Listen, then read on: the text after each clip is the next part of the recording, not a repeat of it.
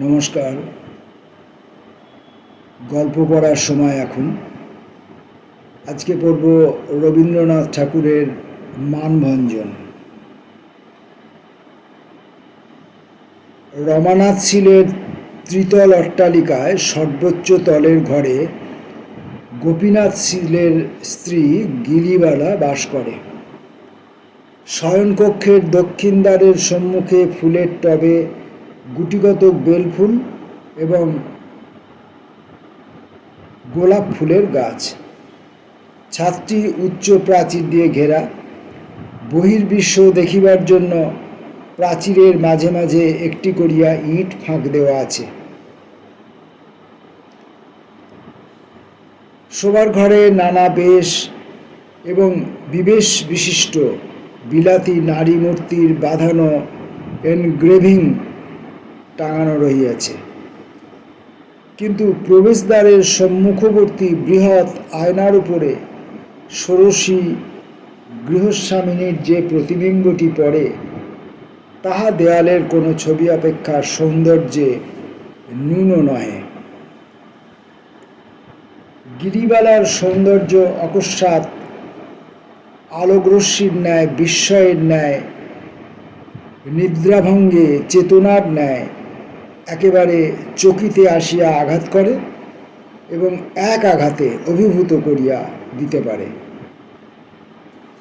তাহাকে দেখিলে মনে হয় ইহাকে দেখিবার জন্য প্রস্তুত ছিলাম না।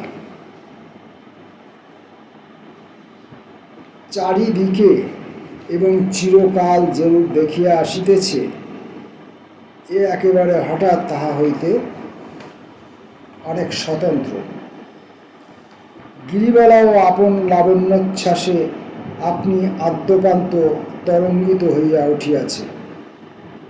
মদের ফেনা যেমন পাত্র ছাপিয়া পড়িয়া যায়, নবযৌবন এবং নবীন সৌন্দর্য তাহার সর্বাঙ্গে তেমনি ছাপিয়া পড়িয়া যাইতেছে।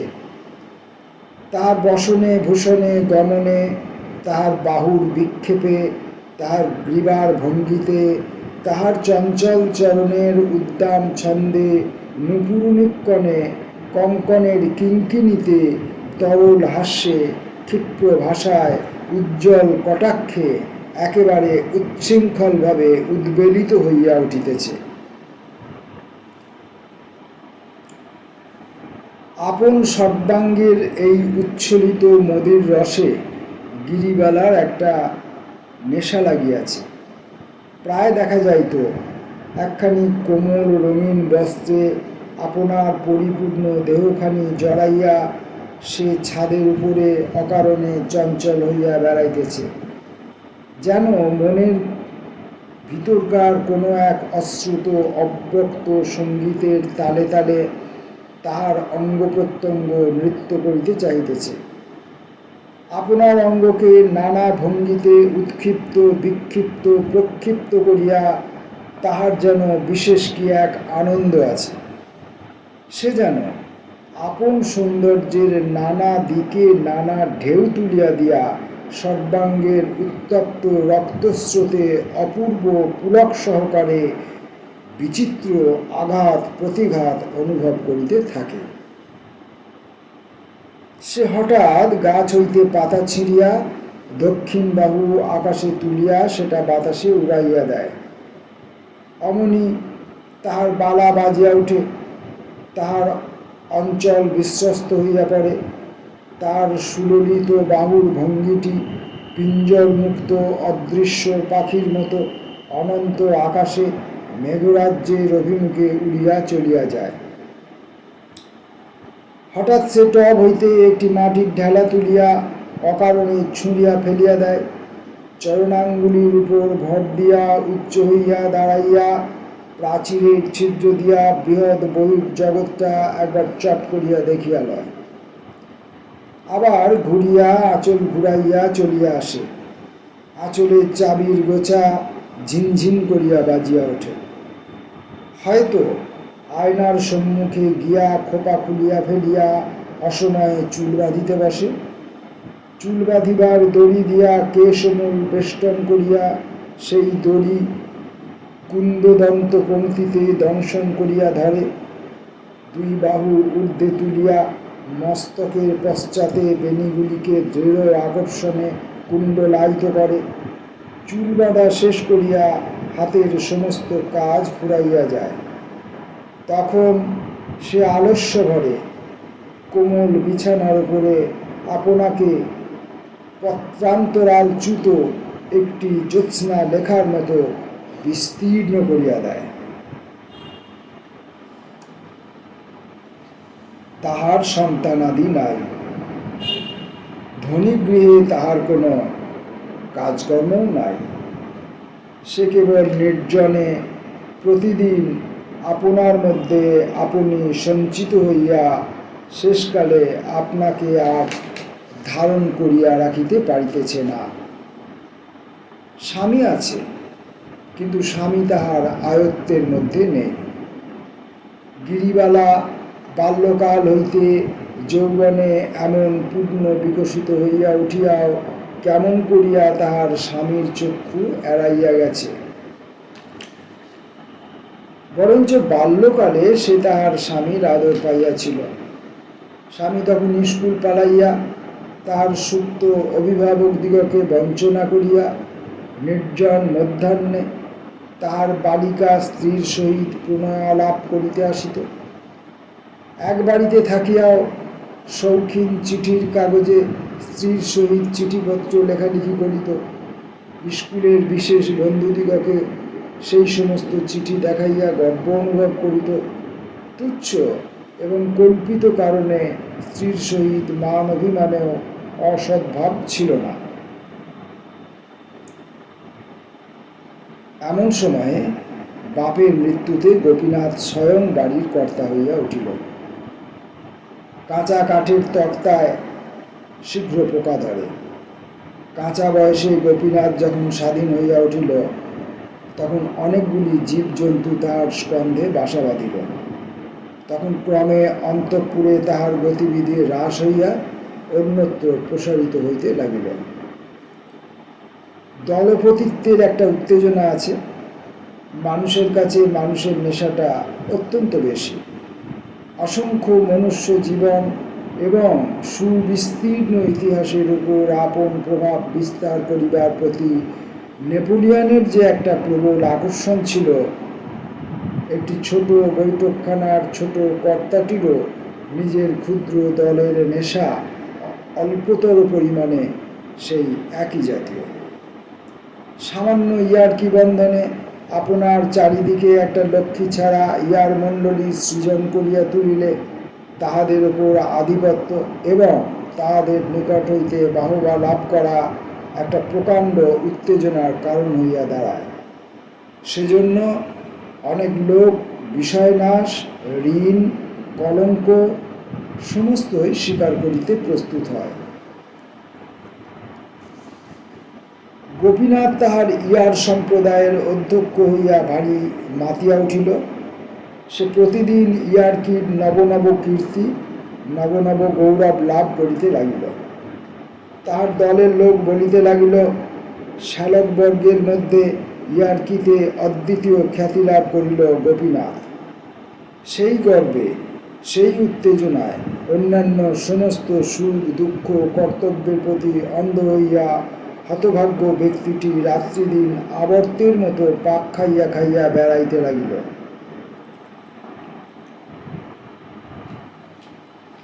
এদিকে জগজ্জয়ী রূপ লইয়া আপন অন্তঃপুরে প্রজাহীন রাজ্যে শয়ন গৃহে শূন্য সিংহাসনে গিরিবালা অধিষ্ঠান করিতে লাগিল। সে নিজে জানিত বিধাতা তাহার হস্তে রাজদণ্ড দিয়াছেন। সে জানিত প্রাচীরের ছিদ্র দিয়া যে বৃহৎ জগৎখানি দেখা যাইতেছে, সেই জগৎটিকে সে কটাক্ষে জয় করিতে পারে। অথচ বিশ্ব সংসারের মধ্যে একটি মানুষকেও সে বন্দী করিতে পারে নাই।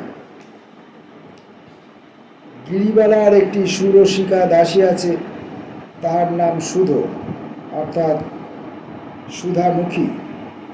সে গান গাইত, নাচিত, ছড়া কাটিত, প্রভু পত্নীর রূপের ব্যাখ্যা করিত।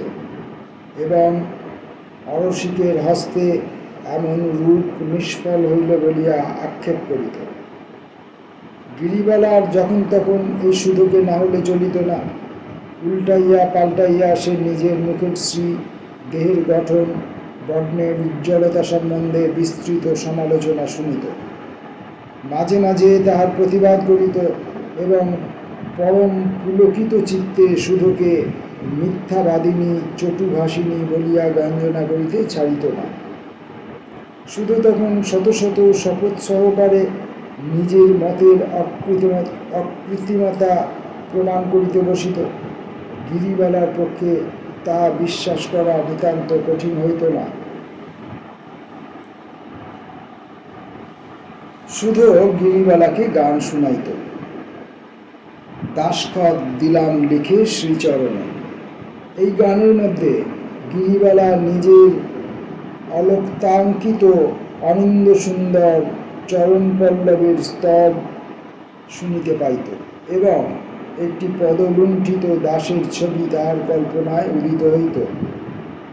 কিন্তু হায়, দুটি শ্রীচরণ মলের শব্দে শূন্য ছাতের উপরে আপন জয়গান ঝঙ্কৃত করিয়া বেড়ায়, তবু কোনো স্বেচ্ছাবিকৃত ভক্ত আসিয়া দাসখত লিখিয়া দিয়া যায় না। গোপীনাথ যাহাকে দাসখত লিখিয়া দিয়াছে তাহার নাম লবঙ্গ। সে থিয়েটারে অভিনয় করে, সে স্টেজের উপরে চমৎকার মূর্ছা যাইতে পারে। সে যখন সানুনাসিক কৃত্রিম কাঁদুনির স্বরে হাঁপাইয়া হাঁপাইয়া টানিয়া টানিয়া আদো আদো উচ্চারণে প্রাণনাথ প্রাণেশ্বর করিয়া ডাক ছাড়িতে থাকে, তখন পাতলা ধুতির উপর ওয়েস্ট পোস্ট করা ফুল মোজামণ্ডিত দর্শক মণ্ডলী এক্সেলেন্ট এক্সেলেন্ট করিয়া উচ্ছ্বসিত হইয়া ওঠে। এই অভিনেত্রী লবঙ্গের অত্যাশ্চর্য ক্ষমতার বর্ণনা গিরিবালা ইতিপূর্বে অনেকবার তার স্বামীর মুখে শুনিয়াছে। তখনও তাহার স্বামী সম্পূর্ণরূপে পলাতক হয় নাই। তখন সে তাহার স্বামীর মহাবস্থা না জানিয়াও মনে মনে অসূয়া অনুভব করিত। আর কোনো নারীর এমন কোনো মনোরঞ্জনী বিদ্যা আছে যাহা তাহার নাই, ইহা সে সহ্য করিতে পারিত না। শাশু ও কৌতূহলে সে অনেকবার থিয়েটার দেখিতে যাইবার ইচ্ছা প্রকাশ করিত, কিন্তু কিছুতেই স্বামীর মত করিতে পারিত না। অবশেষে সে একদিন টাকা দিয়া শুধুকে থিয়েটার দেখিতে পাঠাইয়া দিল। শুধু আসিয়া নাসা ভূকঞ্চিত করিয়া রাম নাম উচ্চারণপূর্বক অভিনেত্রীদিগের ললাট দেশে সম্মার্জনীয় ব্যবস্থা করিল এবং তাহাদের কদর্য মূর্তি ও কৃত্রিম ভঙ্গিতে যে সমস্ত পুরুষের অভিরুচি জন্মে তাহাদের সম্বন্ধেও সেই একই রূপ বিধান স্থির করিল। শুনিয়া গিরিবালা বিশেষ আশ্বস্ত হইল। কিন্তু যখন তাহার স্বামী বন্ধন ছিন্ন করিয়া গেল, তখন তাহার মনে সংশয় উপস্থিত হইল। শুধু কথায় অবিশ্বাস প্রকাশ করিলে শুধু গিরির গা ছুঁইয়া বারংবার কহিল, বস্ত্রখণ্ডাবৃত দগ্ধ কাষ্ঠের মতো তাহার নীরস এবং কুৎসিত চেহারা। গিরি তাহার আকর্ষণী শক্তির কোনো কারণ নির্ণয় করিতে পারিল না এবং নিজের অভিমানে সাংঘাতিক আঘাতপ্রাপ্ত হইয়া জ্বলিতে লাগিল। অবশেষে একদিন সন্ধেবেলায় শুধুকে লইয়া গোপনে থিয়েটার দেখিতে গেল। নিষিদ্ধ কাজের উত্তেজনা বেশি। তার হৃৎপিণ্ডের মধ্যে যে এক মৃদু কম্পন উপস্থিত হইয়াছিল, সেই কম্পনাবেগে এই আলোকময় লোকময় বাদ্যসঙ্গীত মুখরিত দৃশ্যপট শোভিত রঙ্গভূমি তার চক্ষে দ্বিগুণ অরূপতা ধারণ করিল। তাহার সেই প্রাচীর বেষ্টিত নির্জন নিরানন্দ অন্তঃপুর হইতে বিপুল এক সুসজ্জিত সুন্দর উৎসব লোকের প্রান্তে আসিয়া উপস্থিত হইল। সমস্ত স্বপ্ন বলিয়া বোধ হইতে লাগিল। সেদিন মানভঞ্জন অপেরা অভিনয় হইতেছে। কখন ঘণ্টা বাজিল, বাদ্য থামিয়া গেল, চঞ্চল দর্শকগণ মুহূর্তে স্থির নিস্তব্ধ হইয়া বসিল। রঙ্গমঞ্চের সম্মুখবর্তী আলোকমালা উজ্জ্বলতর হইয়া উঠিল, পট উঠিয়া গেল। একদল সুসজ্জিত নটি ব্রজাঙ্গনা সাজিয়া সঙ্গীত সহযোগে নৃত্য করিতে লাগিল। দর্শকগণের করতালি এবং প্রশংসাবাদে নাট্যশালা থাকিয়া থাকিয়া ধ্বনিত কম্পিত হইয়া উঠিল। তখন গিরিবালার তরুণ দেহের রক্তলহরী উন্মাদনায় আলোড়িত হইতে লাগিল। সেই সঙ্গীতের তানে, আলোক ও আভরণের ছটায় এবং সম্মিলিত প্রশংসাধ্বনিতে সে ক্ষণকালের জন্য সমাজ সংসার সমস্ত বিস্তৃত হইয়া গেল। মনে করিল এমন এক জায়গায় আসিয়াছে যেখানে বন্ধনমুক্ত সৌন্দর্যপূর্ণ স্বাধীনতার কোনো বাধা মাত্র নাই।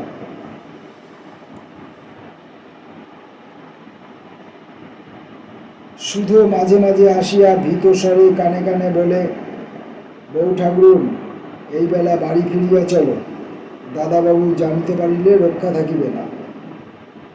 গিরিবালা সে কথায় কর্ণপাত করে না, তার মনে এখন আর বিন্দুমাত্র ভয় নাই। অভিনয় অনেক দূর পর্যন্ত অগ্রসর হইল। রাধার দুর্জয় মান হইয়াছে। সে মান সাগরে কৃষ্ণ আর কিছুতেই থই পাইতেছে না। কত অনুনয় বিনয় সাধাসাধি কাঁদাকাঁদি, কিছুতেই কিছু হয় না। তখন গর্বভরে গিরিবালার বক্ষ ফুলিতে লাগিল। কৃষ্ণের এই লাঞ্ছনায় সে যেন মনে মনে রাধা হইয়া নিজের অসীম প্রতাপ নিজে অনুভব করিতে লাগিল। কেহ তাহাকে কখনো এমন করিয়া সাধে নাই। সে অবহেলিত, অবমানিত, পরিত্যক্ত স্ত্রী, কিন্তু তবু সে এক অপূর্ব মোহে স্থির করিল যে এমন করিয়া নিষ্ঠুরভাবে কাঁদাইবার ক্ষমতা তাহারও আছে। সৌন্দর্যে যে কেমন দুর্দণ্ড প্রতাপ তাহা সে কানে শুনিয়াছে, অনুমান করিয়াছে মাত্র। আজ দ্বীপের আলোকে, গানের সুরে, সুদৃশ্য রঙ্গমঞ্চের উপরে তাহা সুস্পষ্ট রূপে প্রত্যক্ষ করিল। নেশায় তার সমস্ত মস্তিষ্ক ভরিয়া উঠিল। অবশেষে যবনিকা পতন হইল। গ্যাসের আলো ম্লান হইয়া আসিল। দর্শকগণ প্রস্থানের উপক্রম করিল। গিরিবালা মন্ত্রমুগ্ধের মতো বসিয়া রহিল। এখান হইতে উঠিয়া যে বাড়ি যাইতে হইবে এ কথা তাহার মনে ছিল না। সে ভাবিতেছিল অভিনয় বুঝি ফুরাইবে না, যবনিকা আবার উঠিবে, রাধিকার নিকট শ্রীকৃষ্ণের পরাভব, ইহা ছাড়া আর কোনো বিষয় উপস্থিত নাই। শুধু কহিল, বউ ঠাকুর করো কি, ওঠো, এখনই সমস্ত আলো নিভাইয়া দিবে। গিরিবালা গভীর রাত্রে আপন শয়নকক্ষে ফিরিয়া আসিল। কোণে একটি দ্বীপ মিটমিট করিতেছে। ঘরে একটি লোক নাই, শব্দ নাই। গৃহপ্রান্তে নির্জন শয্যার উপরে একটি পুরাতন মশারি বাতাসে অল্প অল্প দুলিতেছে।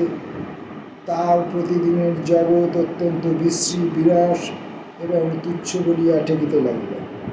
কোথায় সেই সৌন্দর্যময়, আলোকময়, সঙ্গীতময় রাজ্য, যেখানে সে আপনার সমস্ত মহিমা বিকীর্ণ করিয়া দিয়া জগতের কেন্দ্রস্থলে বিরাজ করিতে পারে, যেখানে সে অজ্ঞাত, অবজ্ঞাত, তুচ্ছ, সাধারণ নারী মাত্র নহে। এখন হইতে সে প্রতি সপ্তাহে থিয়েটারে যাইতে আরম্ভ করিল। কালক্রমে তার সেই প্রথম মোহ অনেকটা পরিমাণে হ্রাস হইয়া আসিতেছিল। এখন সে নটনত্রীদের মুখের রং চং, সৌন্দর্যের অভাব, অভিনয়ে কৃত্রিমতা সমস্ত দেখিতে পাইল, কিন্তু তবু তাহার নেশা ছুটিল না। রণসঙ্গীত শুনিলে যোদ্ধার হৃদয় যেমন নাচিয়া ওঠে, রঙ্গমঞ্চের পট উঠিয়া গেলে তাহার বক্ষের মধ্যে সেইরূপ আন্দোলন উপস্থিত হইত। ওই যে সমস্ত সংসার হইতে স্বতন্ত্র সুদৃশ্য সমুচ্চ সুন্দর বেদিকা, স্বর্ণলেখায় অঙ্কিত, চিত্রপটে সজ্জিত, কাব্য এবং সঙ্গীতের ইন্দ্রজালে মায়ামণ্ডিত, অসংখ্য মুগ্ধ দৃষ্টির দ্বারা আক্রান্ত, নেপথ্য ভূমির গোপনতার দ্বারা অপূর্ব রহস্যপ্রাপ্ত, উজ্জ্বল আলোকমালায় সর্বসমক্ষে সুপ্রকাশিত, বিশ্ববিজয়িনী সৌন্দর্য রাজ্ঞীর পক্ষে এমন মায়া সিংহাসন আর কোথায় আছে? প্রথম যেদিন সে তাহার স্বামীকে রঙ্গভূমিতে উপস্থিত দেখিল এবং যখন গোপীনাথ কোনো নটির অভিনয়ে উন্মত্ত উচ্ছ্বাস প্রকাশ করিতে লাগিল, তখন স্বামীর প্রতি তাহার মনে প্রবল অবজ্ঞার উদয় হইল। সে জর্জর চিত্তে মনে করিল, যদি কখনো এমন দিন আসে সে তাহার স্বামী তাহার রূপে আকৃষ্ট হইয়া দগ্ধবক্ষ পতঙ্গের মতো তাহার পদতলে আসিয়া পড়ে এবং সে আপন চরণ মুখরের প্রান্ত হইতে উপেক্ষা বিকীর্ণ করিয়া দিয়া অভিমান ভরে চলিয়া যাইতে পারে, তবেই তাহার এই ব্যর্থ রূপ, ব্যর্থ যৌবন সার্থকতা লাভ করিবে। কিন্তু সে শুভদিন আসিল কই? আজকাল গোপীনাথের দর্শন পাওয়া দুর্লভ হইয়া পড়িয়াছে। সে আপন প্রমত্ততার ঝড়ের মুখে ধূলিধ্বজের মতো একটা দল পাকাইয়া ঘুরিতে ঘুরিতে কোথায় চলিয়া গিয়াছে তাহার আর ঠিকানা নাই। একদিন চৈত্র মাসের বাসন্তী পূর্ণিমায় গিরিবালা বাসন্তী রঙের কাপড় পরিয়া দক্ষিণ বাতাসে অঞ্চল উড়াইয়া ছাদের উপরে বসিয়াছিল। যদিও ঘরে স্বামী আসে না, তবু গিরি উল্টিয়া পাল্টিয়া প্রতিদিন বদল করিয়া নতুন নতুন গহনায় আপনাকে সুসজ্জিত করিয়া তুলিত। হীরা মুকুতার আভরণ তার অঙ্গে প্রত্যঙ্গে একটি উন্মাদনার সঞ্চার করিত। ঝলমল করিয়া রুনুঝুনু বাজিয়া তাহার চারিদিকে একটি হিল্লোল তুলিতে থাকিত। আজ সে হাতে বাজুবন্ধ এবং গলায় একটি চুনি ও মুক্তার কণ্ঠি পড়িয়াছে এবং বাম হস্তের কনিষ্ঠ অঙ্গুলিতে একটি নীলার আংটি দিয়াছে। শুধু পায়ের কাছে বসিয়া মাঝে মাঝে তাহার নিটল কোমল রক্তোৎপল পদপল্লবে হাত বুলাইতেছিল এবং অকৃত্রিম উচ্ছ্বাসের সহিত বলিতেছিল, আহা বউ ঠাকুর, আমি যদি পুরুষ মানুষ হইতাম তাহলে এই পা দুখানে বুকে লইয়া মরিতাম।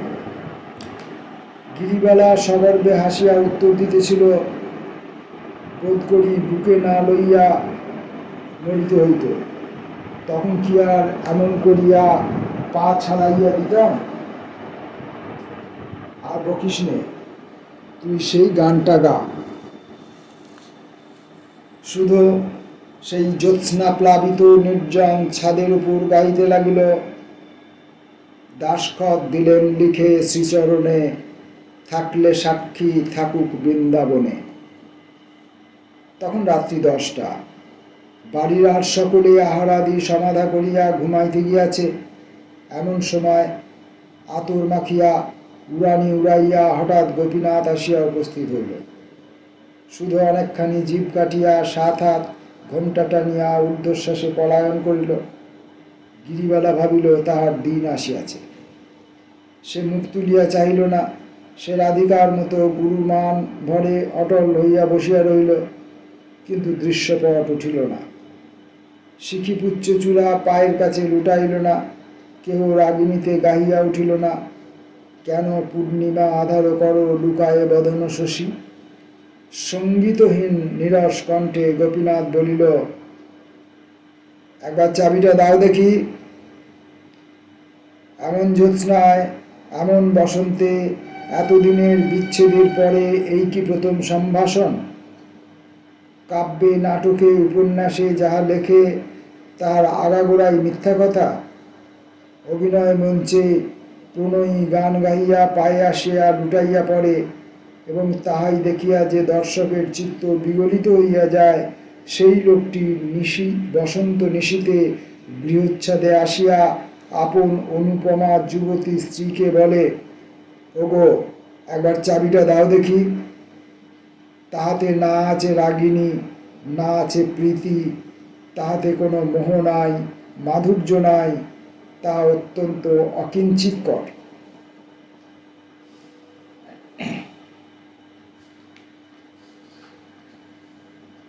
এমন সময়ে দক্ষিণে বাতাস জগতের সমস্ত অপমানিত কবিত্বের মর্মান্তিক দীর্ঘ নিঃশ্বাসের মতো হু হু করিয়া বহিয়া গেল।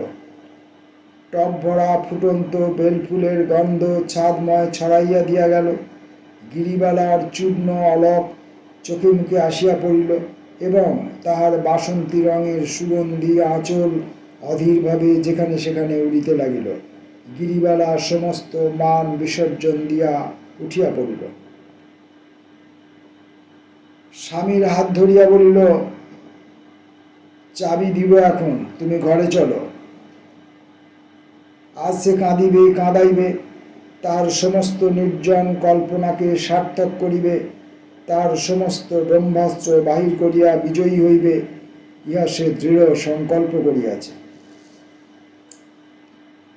গোপীনাথ কহিল, আমি বেশি দেরি করিতে পারিব না, তুমি চাবি দাও। গিরিবালা কহিল, আমি চাবি দিব এবং চাবির মধ্যে যাহা কিছু আছে সমস্ত দিব, কিন্তু আজ রাত্রে তুমি কোথাও যাইতে পারিবে না। গোপীনাথ বলিল, সে হইবে না, আমার বিশেষ দরকার আছে। গোপীনাথ বলিল, তবে আমি চাবি দিব না। গোপীনাথ বলিল, দিবে না বই কি, কেমন না দাও দেখিব। বলিয়া সে গিরিবালার আঁচল দেখিল, চাবি নাই। ঘরের মধ্যে ঢুকিয়া তাহার আয়নার বাক্স দেরাজ খুলিয়া দেখিল, তাহার মধ্যেও চাবি নাই। তাহার চুল বাঁধিবার বাক্স জোর করিয়া ভাঙিয়া খুলিল, তাহাতে কাজল লতা, সিন্দুকের কৌটা, চুলের দড়ি প্রভৃতি বিচিত্র উপকরণ আছে, চাবি নাই। তখন সে বিছানা ঘাঁটিয়া, গদি উঠাইয়া, আলমারি ভাঙিয়া নাস্তানাবুদ করিয়া তুলিল। গিরিবালা প্রস্তর মূর্তির মতো শক্ত হইয়া দরজা ধরিয়া ছাদের দিকে চাহিয়া দাঁড়াইয়া রহিল। ব্যর্থ মনোরথ গোপীনাথ রাগে গড়গড় করিতে করিতে আসিয়া বলিল, চাবি দাও বলিতেছি, নইলে ভালো হইবে না। গিরিবালা উত্তর মাত্র দিল না। তখন গোপী তাহাকে চাপিয়া ধরিয়া তার হাত হইতে বাজুবন্ধ, গলা হইতে কণ্ঠি, অঙ্গুলি হইতে আংটি ছিনাইয়া লইয়া তাহাকে লাথি মারিয়া চলিয়া গেল। বাড়ির কাহারও নিদ্রাভঙ্গ হইল না, পল্লীর কেউ কিছু জানিতে পারিল না।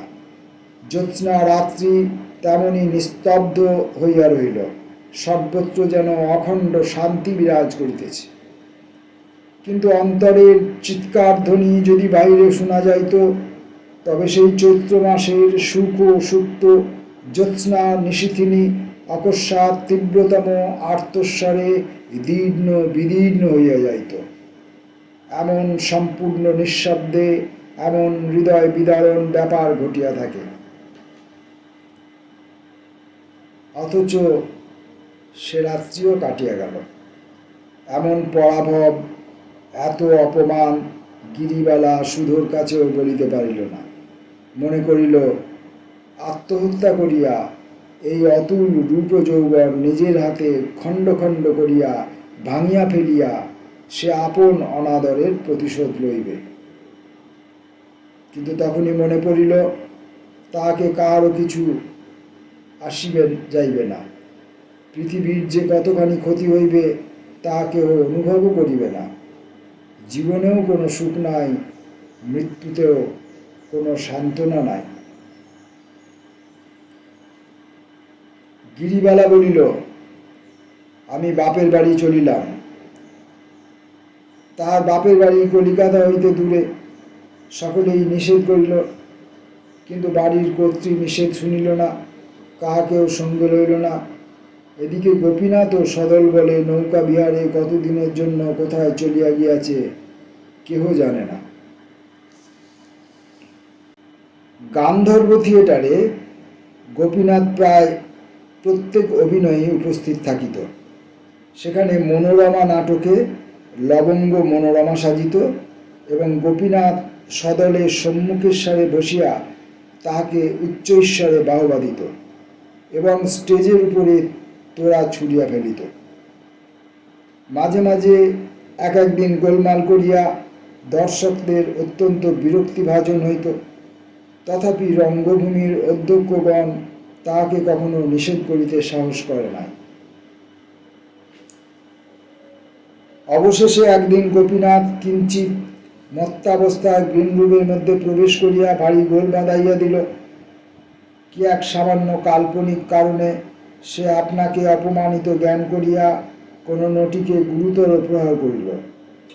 তাহার চিৎকারে এবং গোপীনাথের গালিবর্ষণে সমস্ত নাট্যশালা চকিত হইয়া উঠিল। সেই দিন অধ্যক্ষগণ আর সহ্য করিতে পারিলেন না, গোপীনাথকে পুলিশের সাহায্যে বাহির করিয়া দেয়। গোপীনাথ এই অপমানের প্রতিশোধ লইতে কৃত নিশ্চয় হইল। থিয়েটারওয়ালারা পূজার 1 মাস পূর্ব হইতে নতুন নাটক মনোরমার অভিনয় খুব আড়ম্বর সহকারে ঘোষণা করিয়াছে। বিজ্ঞাপনের দ্বারা কলিকাতা শহরটাকে কাগজে মুড়িয়া ফেলিয়াছে। রাজধানীকে যেন সেই বিখ্যাত গ্রন্থকারের নামাঙ্কিত নামাবলী পড়াইয়া দিয়াছে।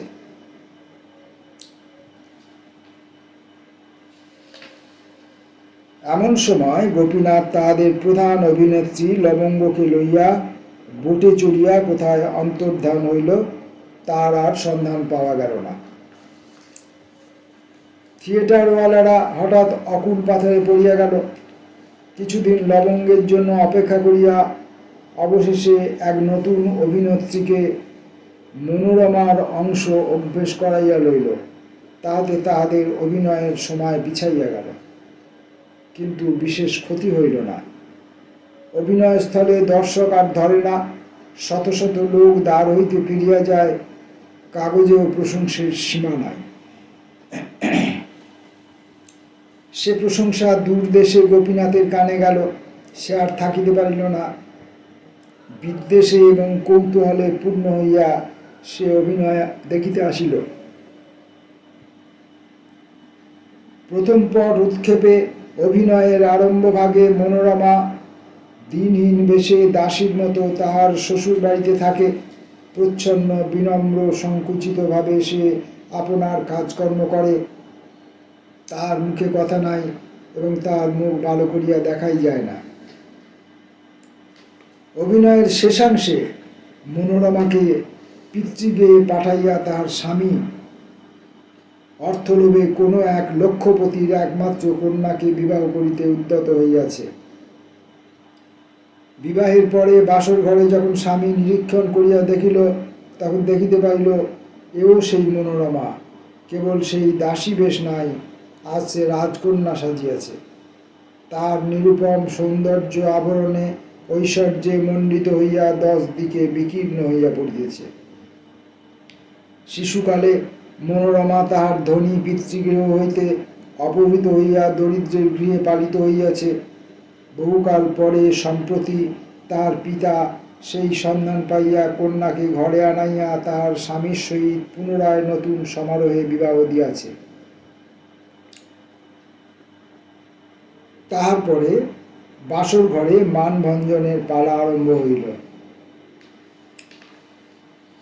কিন্তু ইতিমধ্যে দর্শক মণ্ডলীর মধ্যে ভারী এক গোলমাল বাঁধিয়া উঠিল। মনোরমা যতক্ষণ মলিন দাসী বেশে ঘোমটা টানিয়াছিল, ততক্ষণ গোপীনাথ নিস্তব্ধ হইয়া দেখিতেছিল।